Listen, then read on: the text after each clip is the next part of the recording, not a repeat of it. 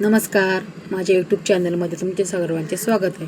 तर मागील व्हिडिओमध्ये आपण विषय पाहिला TQM, total quality management, sales marketing आणि बिझनेस प्लॅन कशा पद्धतीने आपण करायचा.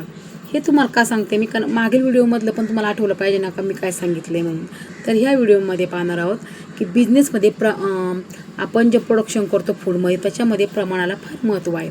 तर तुम्हाला सोपा आणि साधा विषय माझ्या खाकऱ्याचा सांगते मी. माझा खाकरा मी 1 किलोमध्ये बनवू द्या, अर्धा किलोमध्ये बनवू द्या किंवा पावशेरमध्ये बनवू द्या, परंतु माझ्या खाकऱ्याची साईज प्रमाण 3.5चा एक खाकरा असतो, तो बदलत नाही आणि बदलू पण देणार नाही मी. कारण त्याचं वजन आकार जे पावशेरच्या पाकिटामध्ये आहे तेच अर्धा किलोच्या पाकिटमध्ये राहणार, अर्धा किलोच्या पाकिटमध्ये आहे तेच तुम्हाला 1 किलोच्या पाकिटमध्ये राहणार.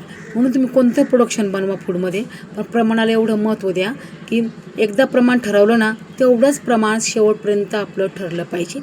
कारण आपण जर प्रमाण समजा आज मी 4.5चा खाकरा बनवला आहे, उद्या मी 5.6चा बनवून, परवा दिवशी डायरेक्टच 1.5चा बनवल तर त्याला व्हॅल्यू राहणार नाही. त्याच्यामुळे आपलं पैशाचं जजमेंट सगळंच थांबवणार. आणि त्याच्यामुळं प्रमाणाला एवढं महत्त्व द्या की प्रमाण फिक्स ठरवा. तर तुम्हाला खाकऱ्याचं एवढं समजणार नाही, तुम्हाला सोपी आणि चांगली पद्धत सांगते मी. आपली गावठी पोळी, आपण पुरणपोळी बनवतो, तर अर्धा किलो आपण डाळ शिजायला घातली तर त्याला कमीत कमी मी तर पावशेरपेक्षा कमी गूळ वापरते. कारण त्याच्या खाण्याचा प्रश्न असतो की गोड किती खायचं आणि किती नाही. त्यासाठी आपल्याला हरभऱ्याची डाळ अर्धा किलो, पावशेर गूळ, विलायची, सुंठ, गव्हाचं पीठ, पाणी आणि मीठ, अशा पद्धतीने 7 वस्तू लागणार आहेत आपल्याला. तर 7 वस्तूमध्ये कुणाला किती काय घ्यायचं ही त्याची पद्धत ठरवलेली असते. बरं, हे आपण प्रथमतः काय करतो, पुरणपोळी बनवताना पीठ मळून ठेवतो, डाळ शिजत घालतो, पुरण करतो आणि पोळी बनवतो. बरं, ती पोळी बनवण्यासाठी आपल्याला गॅस किंवा चूल वापरावं लागते, तर आपण त्यासाठी इंधन पण वापरतो.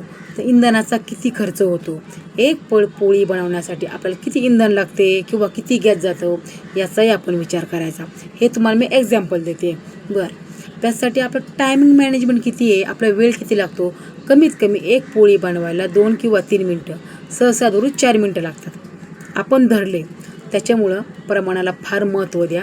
किती काय घ्यायचं किती काय नाही, पहिलं प्रमाण ठरवा, मग प्रोडक्शनमध्ये पाऊल ठेवा. कोणतंही तुम्हाला फूडमध्ये काय करायचं असेल तर त्याच्यासाठी सुद्धा आपलं टाईम मॅनेजमेंट म्हणजे वेळेला महत्त्व देणे. वेळेचं महत्त्व कसं पाळायचं आपण बिझनेसमध्ये, तर आपण स्वतः मालक आहोत, आपण कामगार नाही आहेत. कामगार हा वेळेवरच येणार, पर मालक असल्यामुळे आपल्याला वेळेच्या आधी उठणे, कामगारांच्या आधी हजर होणे, आपलं प्रोडक्शनमध्ये काय कमी आहे काय नाही ते बघणे, हे स्वतः आपली जबाबदारी असते. तर मालकाची जबाबदारी काय असते, सकाळी लवकर उठणे, रॉ मटेरियल किती काय ते बघणे, नाही नसेल ट्रान्सफर करणे, पाण्याची व्यवस्था करणे, स्वच्छता सर्व करून घेणे आणि नंतर लेबर किती वाजता येते त्याचं टायमिंग पाहणे. बरं, लेबर आल्यानंतर त्यांना चहा पाण्याची पण आपल्याला स्वतःला सोय करावी लागते. आणि जेव्हा लेबर येतं, जेवढा गोडवा तुम्ही इथं ठेवाल तेवढं आपलं काम फास्ट होईल. रागाने क्रोधाने कुणाचंही मन जिंकलं जात नाही. त्याच्यामुळे टाईम मॅनेजमध्ये राग क्रोध यांना बाहेर काढायचं आणि गोडवा फक्त आपल्या इथं ठेवायचा.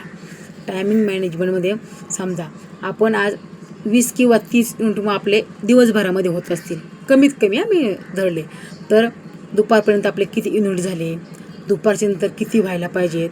आणि कामगारांचा टायमिंग 1 तास सुट्टी ठरवलेली पहिल्यापासून 1 ते 2 किंवा 2 ते 3 त्याच्या टायमिंगवरती असतं, कोण किती ठरवतो कोण नाही. 1 तासानंतर उठल्यानंतर लेबर किती युनिट बनवतं, कमीत कमी नाही जास्तीत जास्त 1 तरी युनिट आपला जास्त झाला पाहिजे, तरच आपण टाईम मॅनेजमध्ये यशस्वी होऊ शकतो.